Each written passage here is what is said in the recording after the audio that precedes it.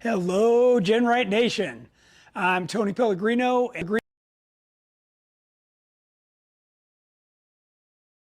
Wednesday, 5 o'clock Pacific Standard Time over on YouTube. So if you're watching us live, thank you. Today I've got Arnold with me, and he's our engineer here, and we're going to talk about the stage one and putting on the next one and how it's going. This is our second one, but we've got lots of them out in the field. So we're going to tell everybody about how the second install is going now that we got a little bit of experience under our belt. Yeah.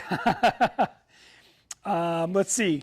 Tech Talk is something where I share a lot of my personal experience, and whoever my guests are on the show also talk about their experience with parts, with wheeling, with building, driving, whatever it is.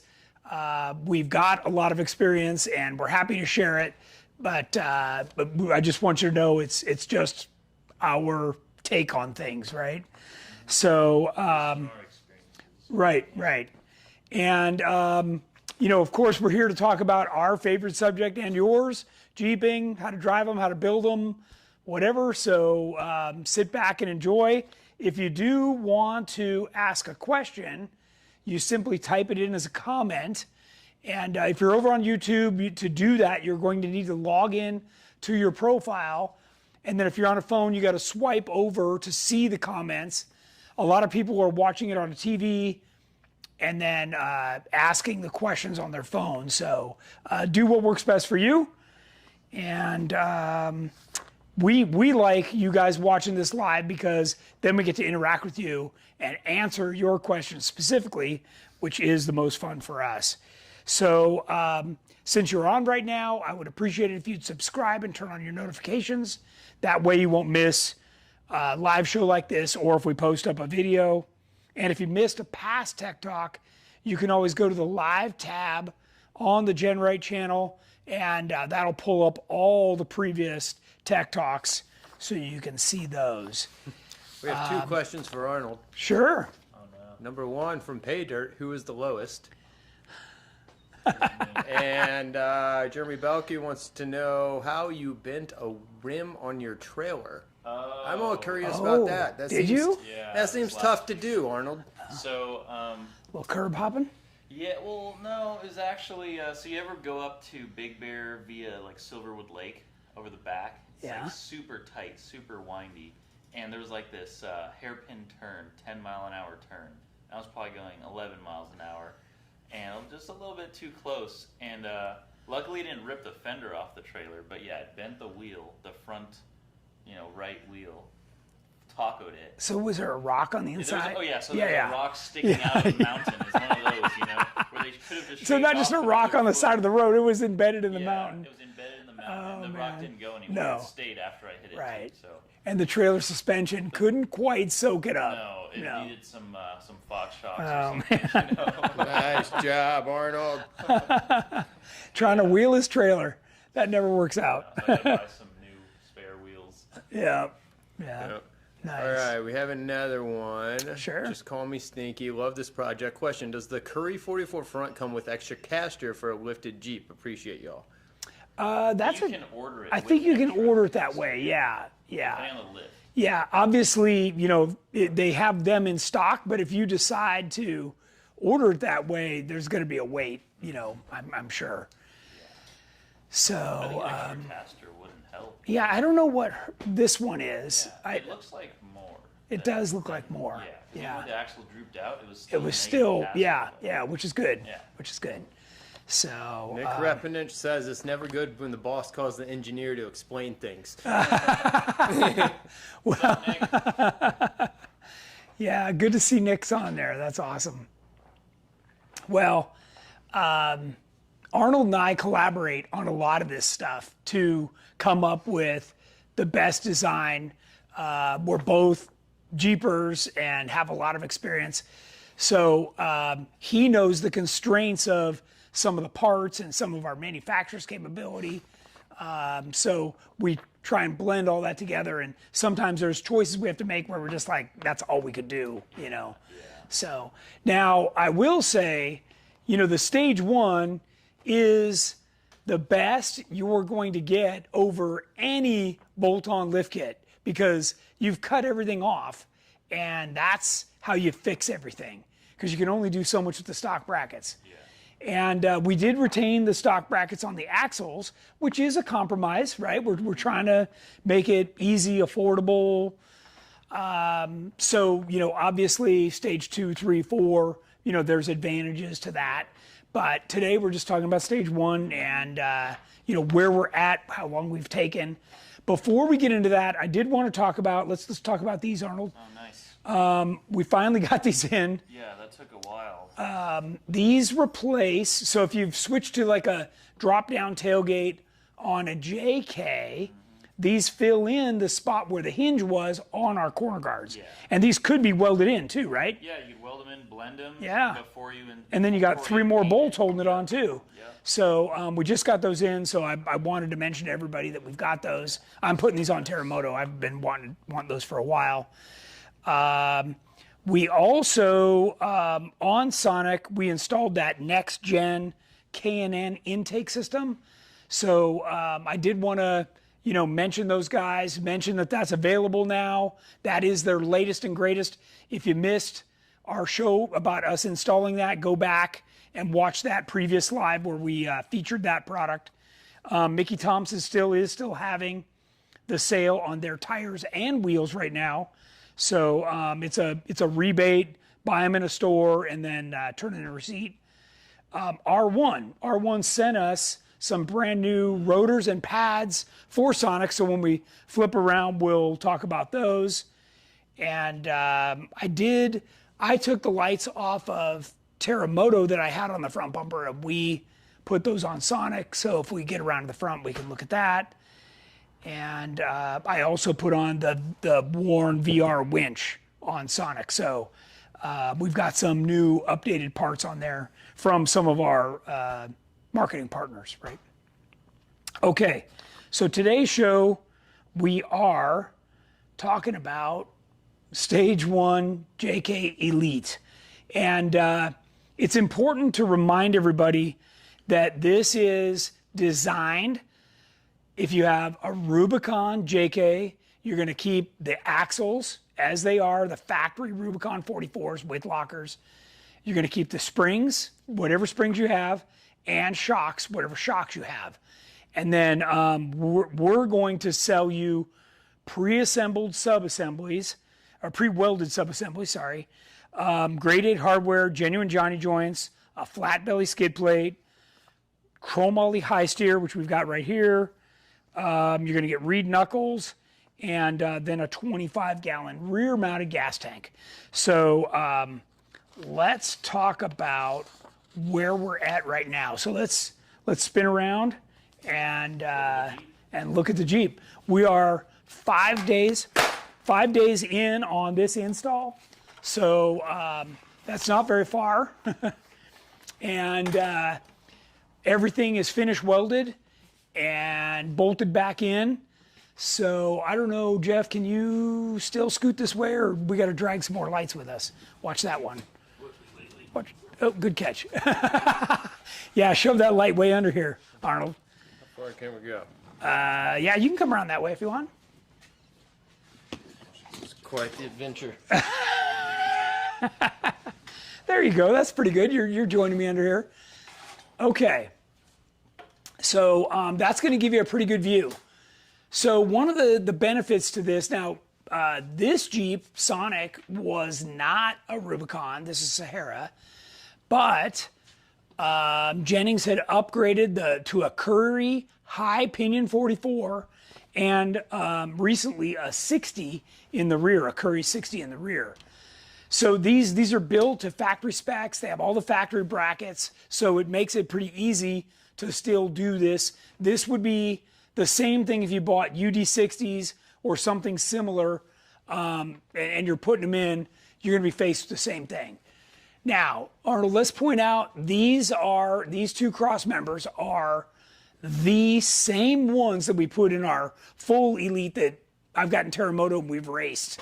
Exactly. Right. Like we're talking quarter wall, 2x4 square tubing, fully welded, ready to put up there and just weld. And then, you know, the beauty of that is in the future you can just upgrade. You get the axles, you get the coilover towers. Yep. You know, there's room for improvement. But these main structural pieces are going to stay. And they're in the same spot Exactly. as if you're moving forward, right? Same transmission mount. Yep. Same link Same mounts, Johnny all that. joints. Yep. You may change the link length depending on what you end up doing, but everything else stays the same. Now, obviously, if you get new axles, you can get our heavy duty rotated up brackets and stuff, right? So that'll give you more clearance and everything. Correct. And then, of course, if you go to coilovers or whatever that looks like, you're moving the spring and dampening control further out to the wheels. Yeah, and what I really love about this kit and what I think is the most important part for a long wheelbase vehicle like this is the flat belly. Like any bracketry hanging below the frame, you're going to get hung up. That's right. You know? That's right. So when this is flat, Just slide it's over stuff. awesome. It's awesome for sure. So we figured that out a long time ago. And for those of you watching that are already on 37s, this, by doing this flat belly, this increases your breakover to the same as somebody on 40s. So you're really giving yourself that advantage, which is awesome. Yeah, like the stock skid is probably like It's that 3 much inches. lower, It's 3 yeah. inches, yeah. And then, you know, like on this one, it had aftermarket skid plates and all that stuff hung down even further. So, yeah, that was a big thing. So what questions have we got going over there, Jeff? Non-real related. What's the best deal I can get on Jeff's sweatshirt right now?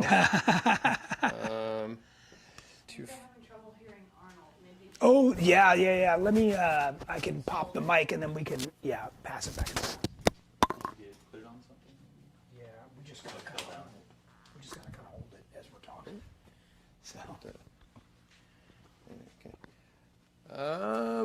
That frame looks way better. Do you even wheel that thing? It's been wheeled. It's been wheeled, let me tell you.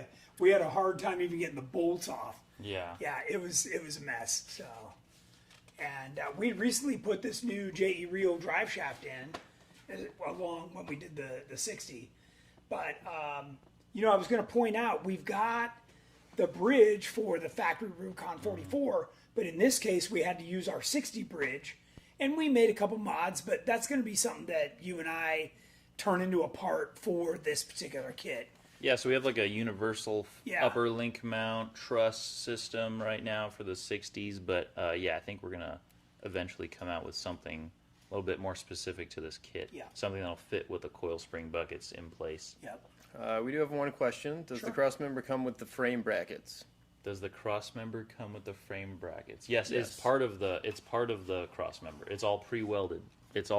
So if you can show these mounts right here, Or those, this one if it's easier. or this one. These are welded to the cross member already. And then this upper link mount here, that's a separate piece, but it comes pre-welded already.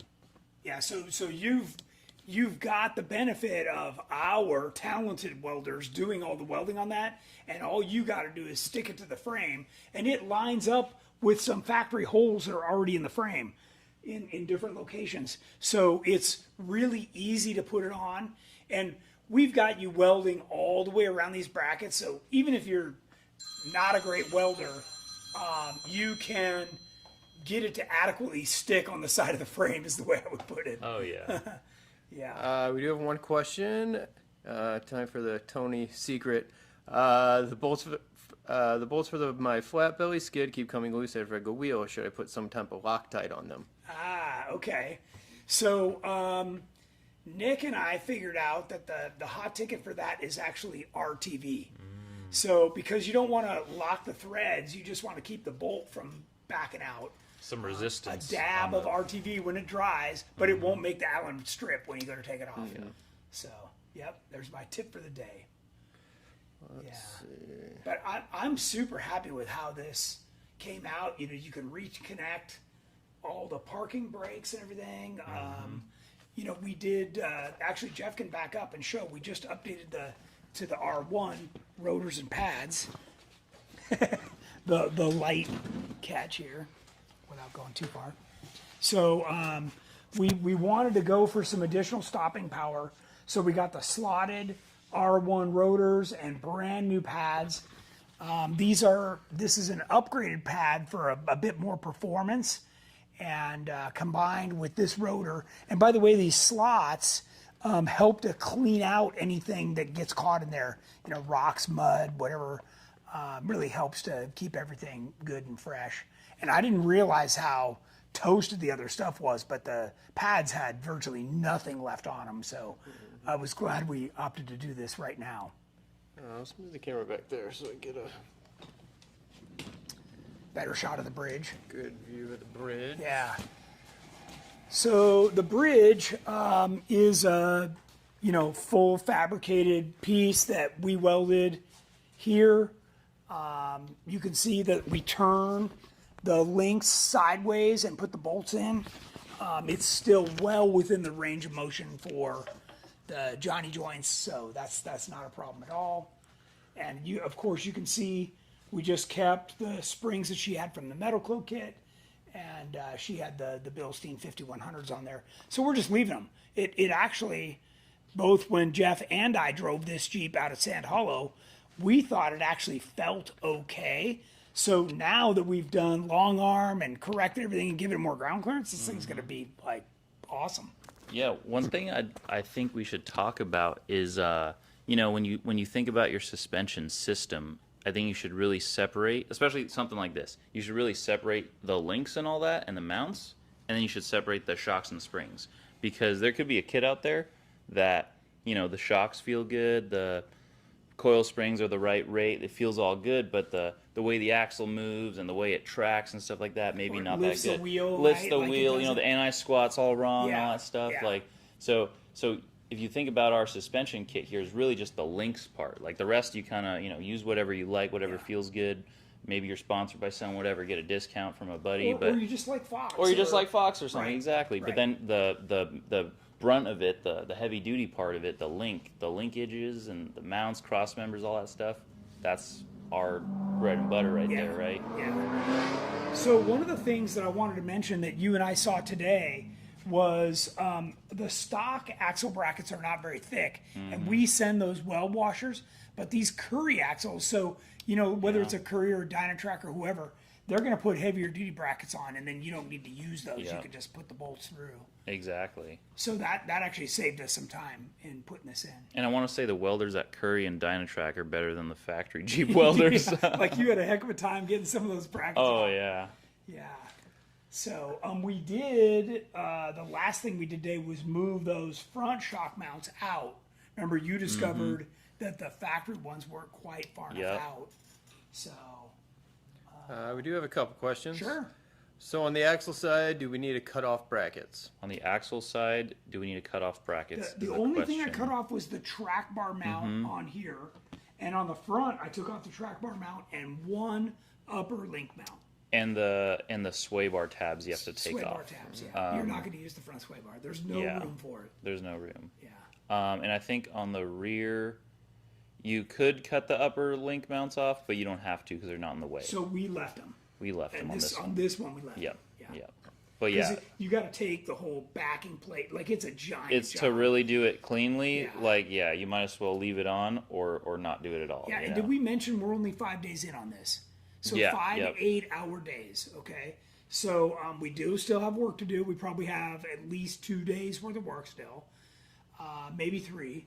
But that's not bad considering, what we've done here. Jeff, I don't know if you can spin here and show the pile of parts that we've cut off this thing. That's a pile. Yeah, right here. Look at that. That's a whole lot of stuff we took off of there. So now, obviously, we still got to cut and splice exhaust, but I've opted. I'm gonna get an exhaust off a newer vehicle that's not a rusty. So And one thing to point out with it did take 5 days to get here, but when they do upgrade to the full elite, you have a lot of the labor done. that's right.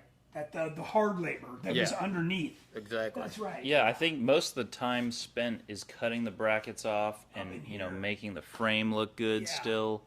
And then placing the brackets is easy. You could place the brackets and weld them all on in an hour or two once everything's smooth. Yeah. And if you had the body off, it would go even faster. Yes. But yes. not every. We weren't about to tell people they had to do that. No, right? exactly. So, yeah. Can you show the 60 bridge and how the brake lines are run? The 60 bridge and how the brake lines run. This is the bridge right here. It was slightly modified. It's the one off the shelf at GenRight here. Our 60 bridge, we just cut the ends off a little bit, and then we had to cut a little bit right here. But we're eventually going to come out with one more specific to this kit. Brake lines are not run yet, but they will be. These, yeah. Oh, they're right Yeah, here. this style. I didn't see them. Yeah. So we're just gonna run them in a factory style location. When we do the Rock Jock rear sway bar, it comes with its own brake line, and they tell you to drill it and put it right up into here, so it's kind of inboard of the frame, so the sway bar arm does not hit the bracket out here. So I think it's a little cleaner setup, but you got to make sure that you tie up your wires and your brake lines out of the way so they don't get pinched. It could happen. And that wire is the wheel sensor. Correct. Yeah. So on one side you'll have to extend the wheel speed sensor wire. Also, it's just Not a big deal. Yeah. Butt crimp, whatever. And it talks about all this in the instructions, which is how many pages is that? Like 46 pages. It's something like It's that. a Book. lot. But it's a lot of pictures. It's a picture book. There's a lot of good pictures I think in there that'll help you out to And install. you wrote the instructions. Austin and I have been using the them, instructions to double check it. So it's good. Okay.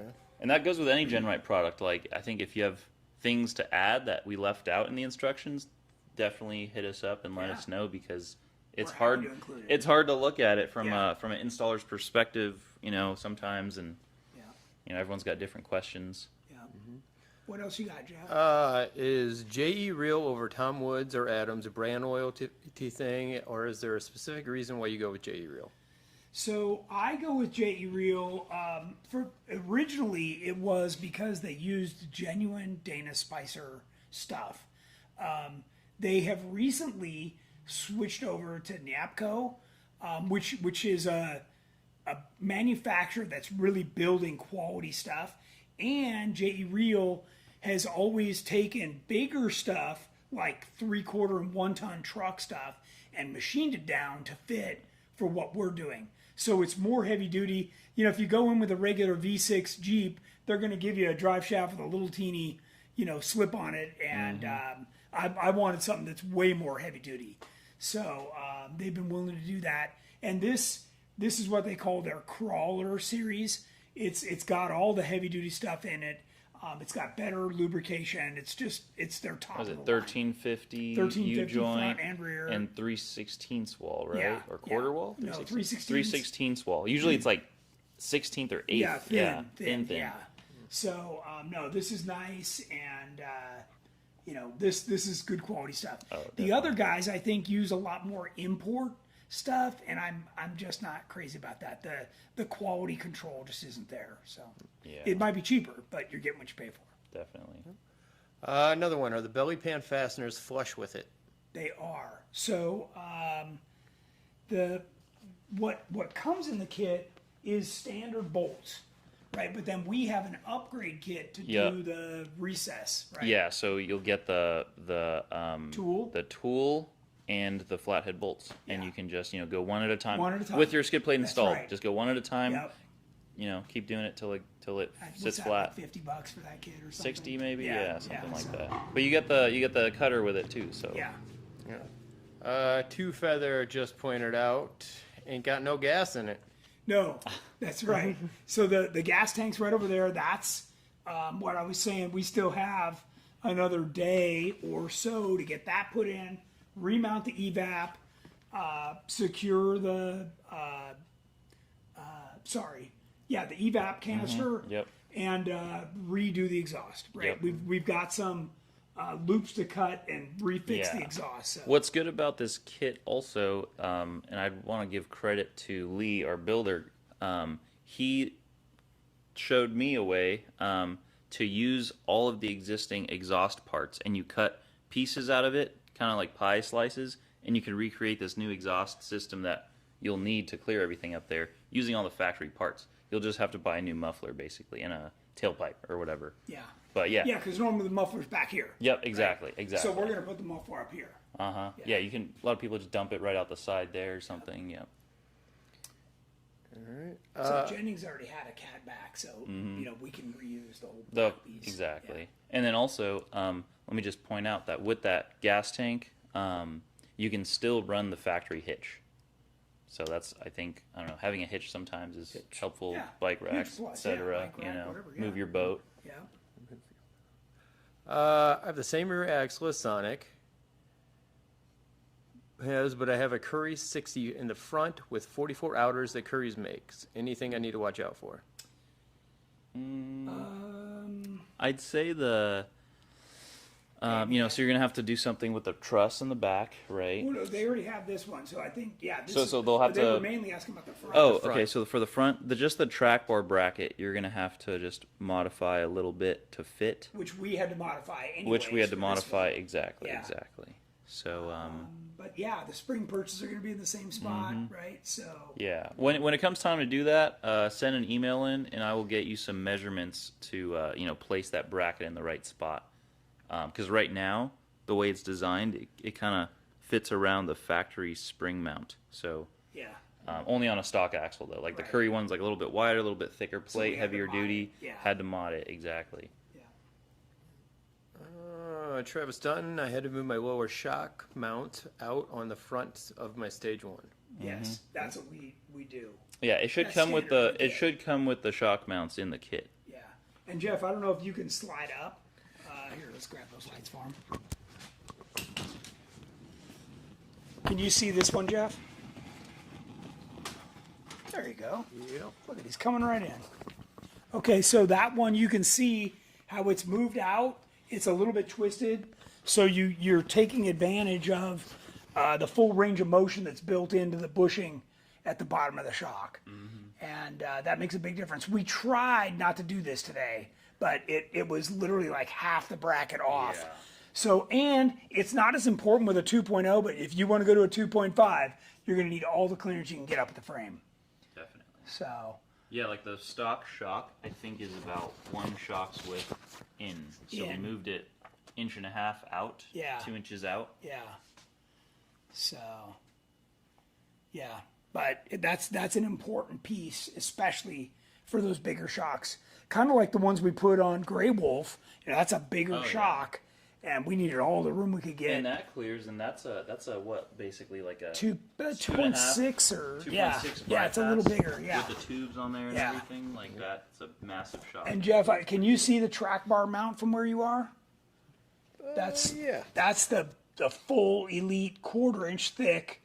Like that's the bad boy with the big thick 250 wall chromoly track bar and a genuine Johnny joint on one side and a FK Heim on the other. And then all the steering is FK Heims, like the same stuff we run on the race car. I mean, this is all the top of the line, Yep. you know, stage 4 stuff. So Yeah. it's nice. Yeah, people keep running those rod ends, but I just always see the house, either the housing or whatever you want to call it, break, the cast part break, or the ball gets ripped out, or the taper breaks. But they're the cheap ones. Yeah, exactly. So FK Hines are the doesn't way do to it. go. They're the way to go. Yeah. Hey guys, when installing aluminum inners, will I have to Loctite all the screw holes for everything that sits on top of them and punch side holes for wiring light markers? 2003 TJ. Inner fenders. What was the question again? Well, they have to drill holes. Drill holes and Loctite.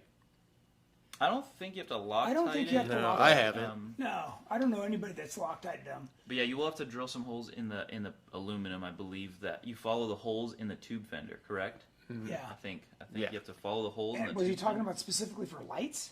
Yeah. Like marker lights or something? marker lights. Yeah, so just So put we them have where the you brackets. want. We have the brackets. We do have brackets, so The he little- doesn't have to, but some people like that. Yep. Yeah, So- it bolts. So if you use the kit that I'm talking about, it has that corner marker. It bolts to the same bolts for the hood latch. That's right. Yeah. So it's clean. Uh-huh. That's why and we then call you it get the the stealth button kit. light. Yeah. the stealth kit, Yeah. exactly. And you get the button light for the front of the tube Yep. fender too.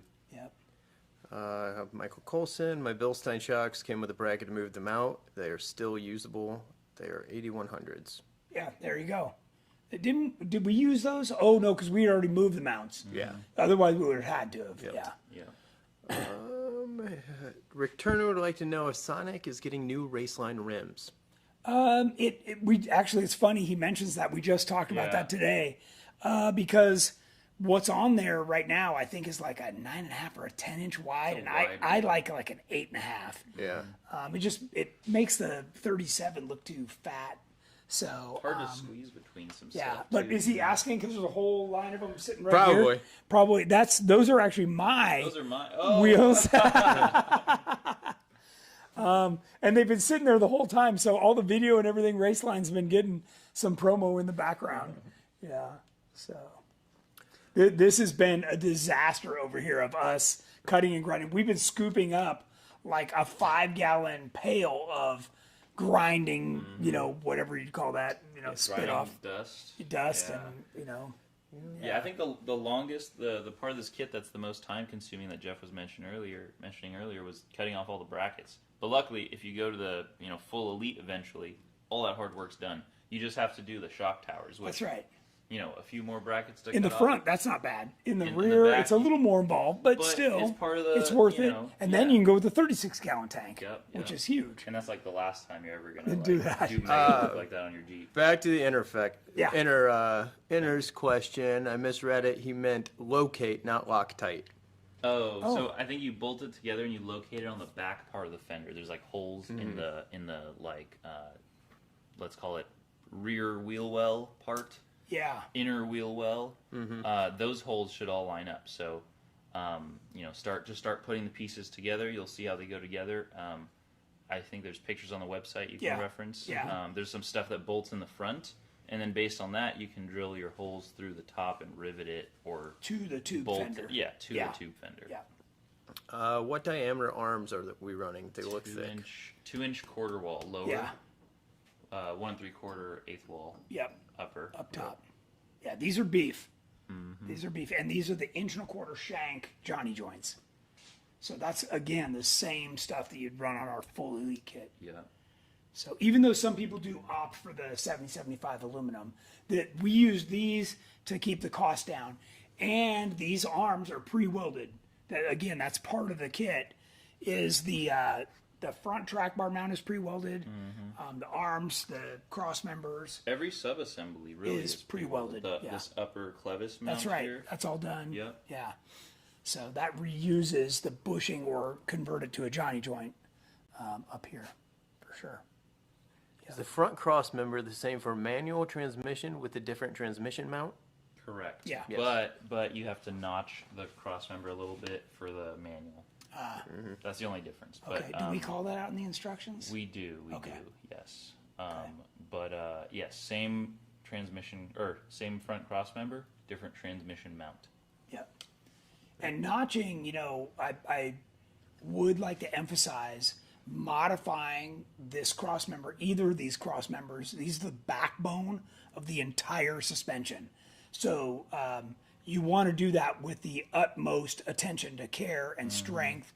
And if you're not up for that, maybe they could even have us do it or a qualified welder do it. Yeah, we're slowly, because, you know, the manuals aren't super popular, I think. So, you know, it's hard for us to offer a specific cross Right, member now. right. But I think that eventually we could come out with something like that, Sure.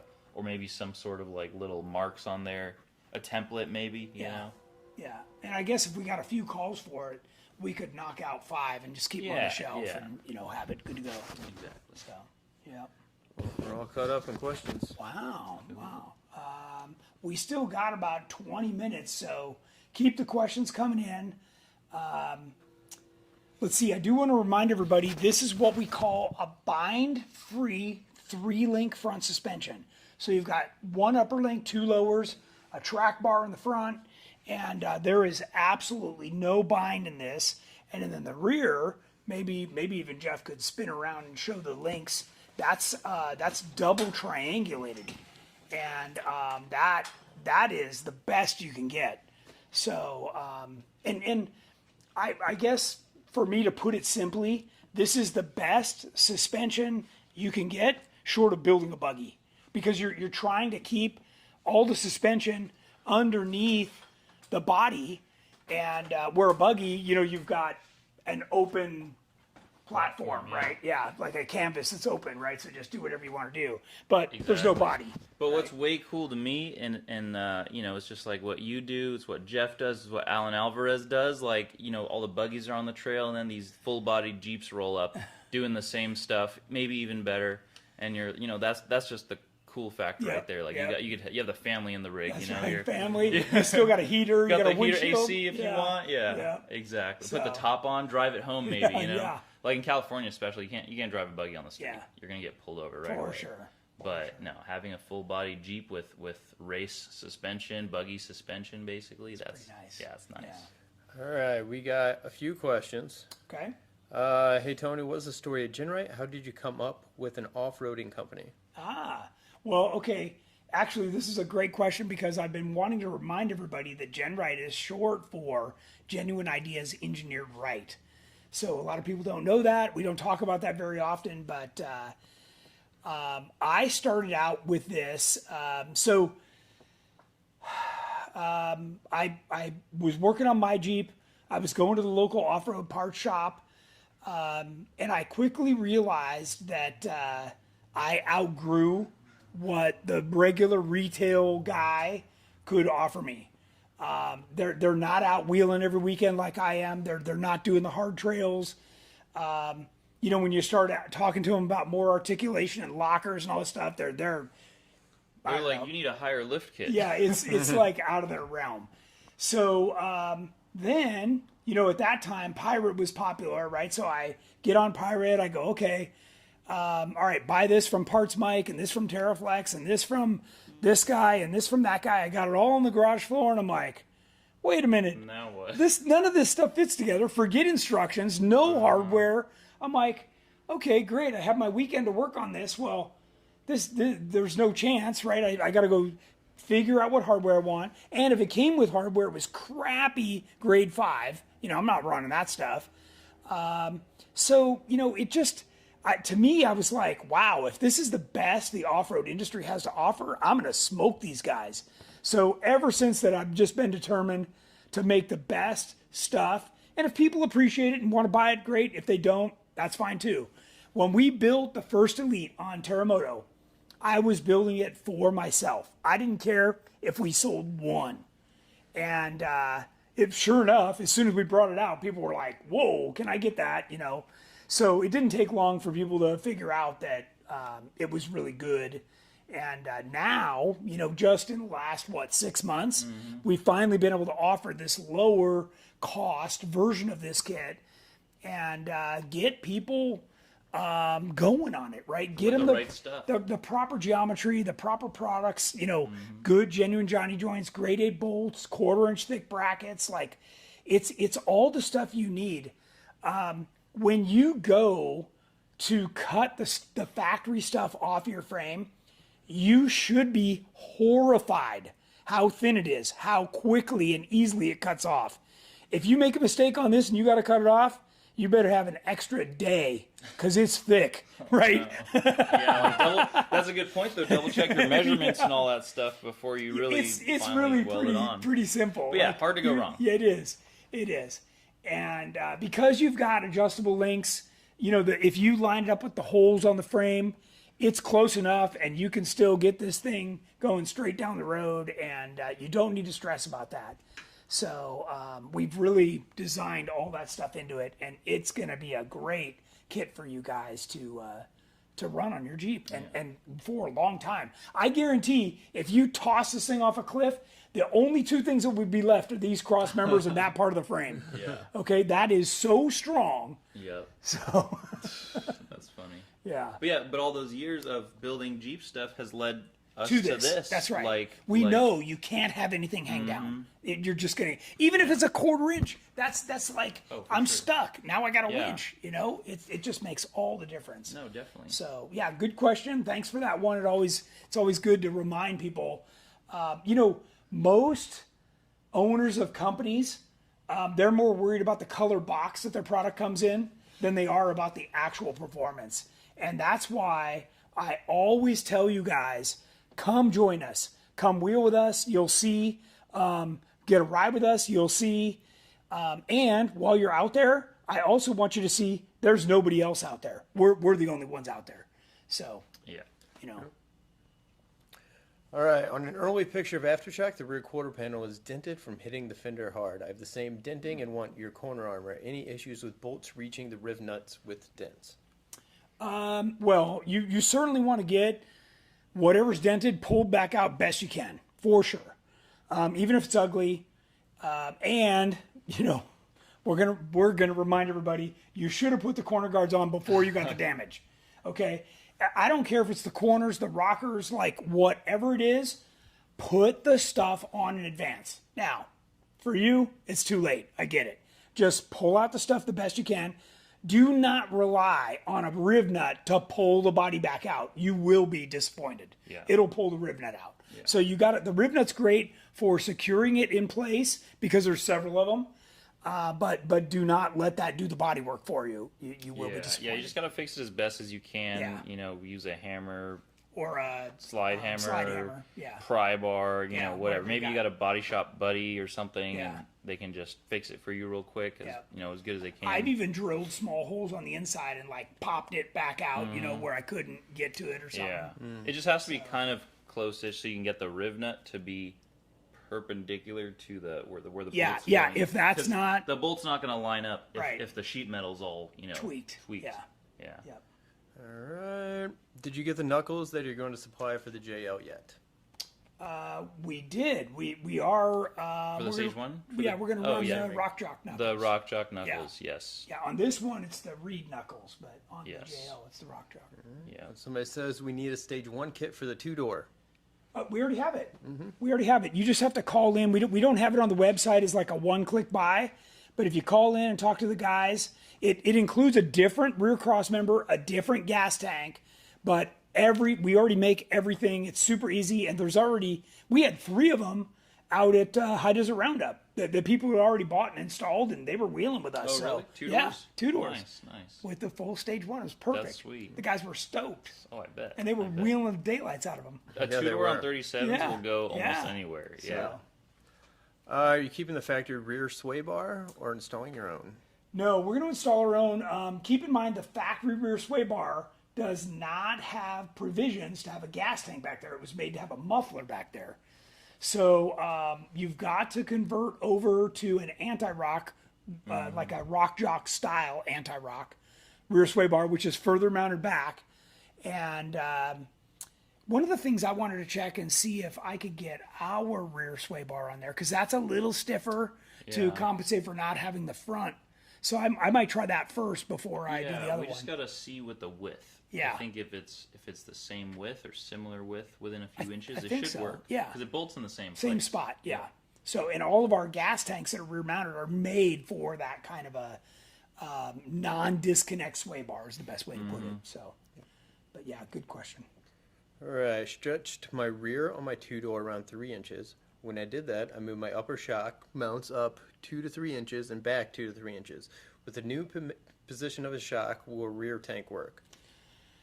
What this On a two-door. Two-door So, JK? so here's the deal. We tried to accommodate shocks in the factory location. Okay. Now, I know that there's a wide variety of shocks, including some with piggybacks and bigger shocks that will fit back there. So you just have to get the tank and see what you can do to work around that. Maybe you even have to remodify things to get it to work. But you want to keep your tank under the Jeep. You want to keep a factory filler. The little gas door you already have. You want to fill through that. By the way, it lowers your center of gravity, so having that lower center of gravity is absolutely key to making your Jeep work right. It reduces the amount of body roll you have and really changes the performance characteristics. If you guys have watched Tech Talk before, you've heard me talk a lot about even not having the spare on. Just having 100 or 150 pound spare on the back makes a huge difference in how the thing handles. So, all you're doing is you're taking another, gas is 8 pounds a gallon plus the weight of the tank. That's like having another spare tire back there mounted up high. Yeah. So, you're just doubling the effect of bad performance. So that, and I think it's more dangerous. Like if you have a fuel leak or something like that, you're sitting a foot away from it. Well, and your family's back there, or your Exactly. gear, or whatever, like your getting camping gear, soaked. smelling like gas, forget it. No. No thanks. Outside of the vehicle. Yeah. 04 TJ with GenRight rear extreme fenders. Just did a 5-inch rear stretch. Recommendation for filler neck relocation so I can recenter fenders over my tires. Yeah, we sell the little reshaped fuel bezel. Oh yeah. That allows you to move that back and up. Yeah. I don't know why he wouldn't have got that with stretch corners. We usually include that unless he bought blanks. Let's see about blanks. Okay. That is available. Yeah, I did on our a site. 6-inch stretch, and that's what I used for the longest Yeah. time. So There are some tricker things that we've put on, but it required some additional cutting and welding and aluminum and Yeah. So or you can just run our little filler nozzle under the fender. under the fender, that's an option. You run it inside the fender, so it's basically connected right to the tank. Is that the GST 5000? Is that the part number? Not a clue. Okay. But So- we have a little billet filler, it's really but nice. it goes inside of the wheel Yeah. well. I think if you're trying to, so I think that's a good option, but if you're trying to remain kind of factory looking, maybe to pass smog or something like that, you could use that bezel. the bezel Yeah. we have, or you could even use a YJ bezel and On the relocate back. it on the back. Yeah. That works too. Yeah. Laura Coda. I would like to do a little bit of mods for my JLU. When can I look for the stage 1 for the JLU? That's what you're working on, right? Yeah, I'm working on that and another secret project, but yeah, probably within the year for sure. Because it's just a lot, because front cross member, rear cross member, full suspension system. It's including very the similar to steering. this. It's very similar. It's similar, but don't think that it's just exactly the same, because No. it's gonna have different things that'll make it a lot better to install and a lot more stout, I think, on the frame. To reinforce the frame. To reinforce the frame, exactly. So- We've had a lot of conversations about this, and Yeah. We have had people buy this one and modify it to put in a JL. We don't recommend that. That's why we make the full EXS frame. But what we're coming up with will be much better for the factory frame. yeah. So Yeah. it's not far away. It's really not. Billy, hello GenRight family. I recently had a Gladiator, put tons of money into it to perform like a JKU, but it still couldn't. Recently bought a 14 JKU Rubicon and can't wait to get the stage 1 installed. There you go. There you go. So if you're just joining us, I want to remind everybody we're only 5 days in. So we spent the first day gutting it. The second day was cutting stuff off. And that was a long day. That's a tough job, right? You're on your feet. It's dirty. Yeah. You're working over your head. Whether you're laying on the ground or you have a lift, it doesn't matter. You're still working over your head. Yeah. I urge you not to rush that. And if you need to break that up into 2 4-hour days, do it, so you don't get too tired. Yeah, I definitely say, just be careful when you're doing it, because you're under the body, you're holding the grinder or sawzall, whatever you're using, at a weird angle. You got to be safe. Yeah. And yeah, I would try to plan, if you're physically able to, plan one long day just to do all the grinding, so you get that Get dirty it done. once. Yeah, dirty. It's dirty. Just It's sweep so it up dirty, and be yeah. done with it, right? Yeah, So exactly. I can tell you this. I did not take out the front drive shaft, the rear drive shaft, or the shocks. I highly recommend you get everything out of your way. Yeah. Like even the fuel lines and brake lines that Yeah. you can't get rid of them. You got to pull them aside. That stuff alone is hard enough to work around. Yeah, and label them when you take them off. Yeah, too, yeah. The lines and Yeah, stuff. label Yeah, everything. Just get yourself a Sharpie and some blue tape Yes. and make sure you're keeping track of all that stuff. We were very careful to pull all that stuff loose from the frame. And look, we got it all tucked back up. Pretty nice. Yeah, all the factory wiring. Yeah. I think that's, what is this, the fuel tank harness or something? Yeah. All the way to the back. But it all stays in the factory location. Yeah, and which all is that. nice. Which is nice. So, those would be some of my hints. Then we spent the next day locating and tacking everything into place. Then the next day, getting things finish welded. While finish welding was happening, we did some other mods on the axles, the stuff that we needed to. And then we're able to finish those today and get everything bolted back in. So, because all the links and everything come pre-welded, that was something that we were able to at least get the painting going while we were doing the other stuff. You just want to kind of to really keep it moving along. Otherwise, you got to wait a day for that stuff to dry. So if you can get started on that and not kill one more day, those are just some of the things to kind of keep you one step ahead. Even updating the rotors and pads today turned out to be a little bit of a chore. We had some frozen bolts and, just like It always- anything, every it time always you turn spirals. around, right? Yeah. You're like, this should go quick. you Yeah, know? yeah. So, No. yeah. But I don't want to scare you off and say it's a big job. This is worth the work. Again, we're only 5 days in. We definitely have 2 more solid days for sure. And then this thing will be on the ground and going. So that's not bad. That's really not bad. Not bad. So The first one took a while because we were figuring it all out, but now, Yeah. it's just plug and play. and you want to remind everybody that we've got all the tools here, right? Yeah, so that So- too. So, like, Just having a Sawzall. just having all the tools available, so you're not, like, try to read the instructions as best as you can, kind of, play it in your heads. For some of you, it's like your first time, cutting stuff off to this degree. For others, it's, maybe a shop or something, they do it every day, so it's whatever. But, just run it through mentally in your head. Think about all the tools you'll need. For example, like your grinders, your different wheels, your cutting wheels, your grinding wheels, your throw the stone disc away,